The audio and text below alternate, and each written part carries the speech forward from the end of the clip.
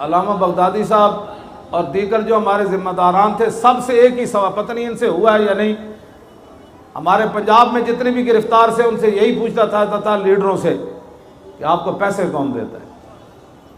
یہی تو سوال ہے، اور تو ہمارا یہ تو جرم، یہی جرم تھا سب کا۔ مجھ سے بھی علیحدہ کر کے لے جاتے اس طرح خفیہ خانوں میں، جی آپ سے کچھ بندے ملاقات کرنے ہیں، میں ہاں جی کہتے ہیں آپ ہمارے ساتھ تعاون فرمائیں، آپ کو پیسے کون دیتا ہے؟ میں نے کہا آپ بتائیں ہمیں کون دیتا ہے، آپ بتائیں کون دیتا ہے، آپ بتائیں، میرے فون پر تو ٹیپیں آپ نے لگائی ہوئی ہیں، آپ بتائیں کون دیتا ہے؟ کہتا ہے ہمیں مل ہی نہیں نہ رہا، آپ تعاون فرمائیں۔ تو میں نے کہا اللہ کے بندو، جن کا کام ہے وہ جانے، ان کا کام جانے۔ خادم کا کام ہوتا ہے صرف خدمت کرنا،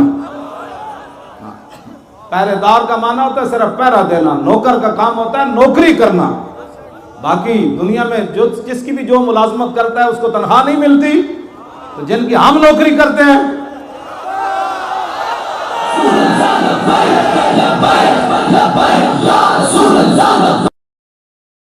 ایسے بھائی نہیں، زور لگاؤ زور لگاؤ۔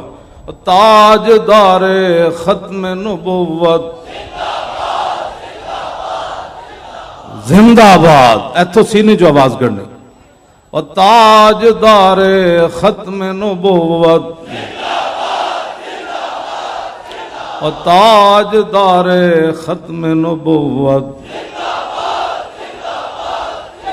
تاجدار ختم نبوت،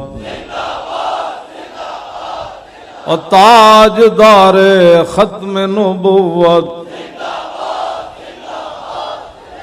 آپ تصور کریں بھائی، حضرت ابو دجانہ ٹوٹی ہوئی ٹانگ کے ساتھ اب مسلمہ کذاب کے قلعے پر کیسے چڑھ رہے تھے، برا بن عازب ڈھال کے اوپر بیٹھ کر اندر چھلانگ کیسے لگا رہے تھے حضور کی ختم نبوت کی حفاظت کے لیے، پھر یہاں سے سینے سے آواز نکلے گی، ایسے نہیں نکلتی۔ تصور کریں صحابہ ہزاروں کی تعداد میں نعرے لگاتے ہوئے جنگ یمامہ کی طرف کیسے جا رہے تھے، بوڑھے بھی جا رہے تھے، جوان بھی جا رہے تھے، بدری بھی جا رہے تھے، نابینے بھی جا رہے تھے۔ وہ تصور سے نعرہ، ہم تو خالی نعرہ لگا رہے ہیں نا ادھر اب ٹھنڈی ہواؤں میں بیٹھ کر، ان کو پتا تھا صبح ہمارا کن سے مقابلہ ہونے والا ہے۔ اور تاجدار ختم نبوت، اور بھائی شیرو وہ جو پیچھے وہ سارے اسی طرح آواز نکالیں جس طرح یہ پہلے لوگ آواز نکال رہے ہیں۔ یہ آواز بچا کر کس کے لیے رکھنی ہے آپ نے؟ اور تاجدار ختم نبوت، اور تاجدار ختم نبوت، اور تاجدار ختم نبوت، اور تاجدار ختم نبوت۔ 1200 صحابہ شہید ہو گئے، 1200 شہید، جن میں 700 حافظ اور قاری، اور 10 سے 15 صحابہ صرف خالد بن ولید کے پیچھے با جماعت نماز پڑھ رہے تھے جنگ یمامہ۔ ام عمارہ فرماتی ہیں باقی سارے اتنے شدید زخمی تھے کہ وہ خیموں میں نماز پڑھ رہے تھے۔ تو آپ صرف نعرہ لگانے میں ایک دوسرے کے منہ کی طرف دیکھتے ہیں، یہ ایسے نہیں دین تخت پر آئے گا، اس کے لیے تو قربانیاں چاہیے۔ کبھی بدر، کبھی احد، کبھی خندق، کبھی حنین۔ بدر سے بڑھ کر زیادہ خوفناک منظر احد میں ہوا، پھر احد سے بڑھ کر پھر خندق میں ہوا، وہاں تو روٹی کا مسئلہ بن گیا، پیٹ پر پتھر باندھ لیے صحابہ نے، ٹھنڈی ہوا چل رہی، 25,000 کا لشکر آ گیا۔ علیکم بسنتی و سنت الخلفاء، یہ ہے سنت مصطفیٰ۔ جب عمر بن عبد ود گھوڑا ادھر لے آیا نا، خندق عبور کر کے آ گیا، یہ ہے جی سنت، تو حضور پھر خود تلوار پکڑ کر پہرے کے لیے کھڑے ہو گئے۔ اور حضور نے یہ بتایا سنت یہ ہے کہ جب دین پر مشکل وقت آ جائے تو جو دین کا رہنما ہو وہ خود تلوار پکڑ کر کھڑا ہو جائے۔ ہاں جی یہ ہے۔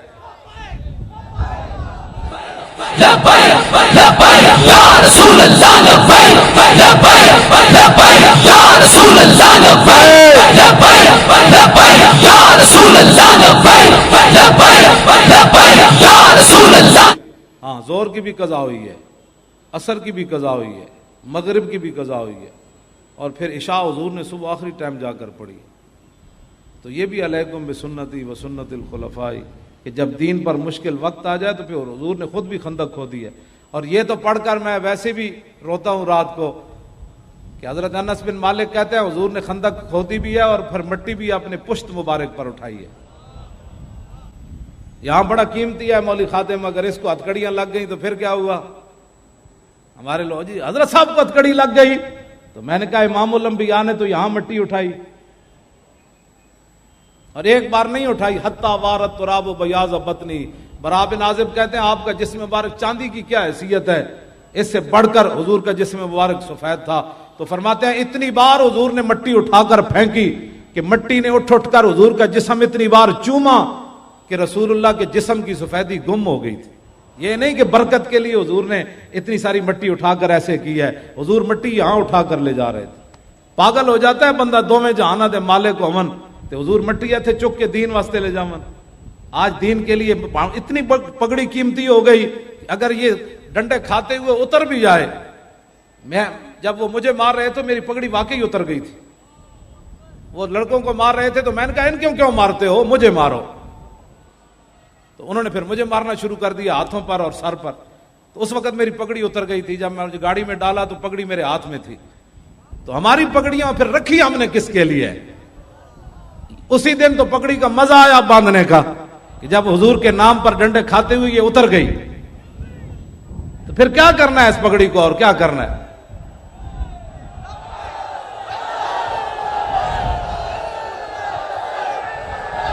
رسول اللہ لبیک لبیک لبیک یا رسول اللہ لبیک لبیک لبیک یا رسول اللہ لبیک لبیک لبیک یا رسول اللہ لبیک لبیک لبیک یا رسول اللہ لبیک لبیک لبیک یا رسول اللہ. یہ کوئی ایسی باتیں نہیں ہیں ہم نے کیا کیا، کچھ بھی نہیں کیا، ہم سے مراد آپ سارے ہیں، کچھ بھی نہیں کیا. دانت تو میرے نہیں ٹوٹے، اگر یہ ٹوٹ جاتے تو پھر یہ بھی سلامت ہے اور یہ بھی حضور کے لیے رکھے ہوئے ہیں. میں ان کی صفائی اسی نیت سے کرتا ہوں، کبھی موقع آیا تو یہ بھی پیش کر دیں گے. میں دانتوں کو بیماری اس لیے نہیں لگنے دے رہا، بس مکمل صفائی رکھتا ہوں اپنے دانتوں کی. اور دانتوں کی صفائی مسواک کی ہے. میں نے کبھی پیسٹ استعمال نہیں کی. بالکل میرے دانت سارے سلامت ہیں، ان کو کوئی کیڑا مکوڑا نہیں لگا ہوا.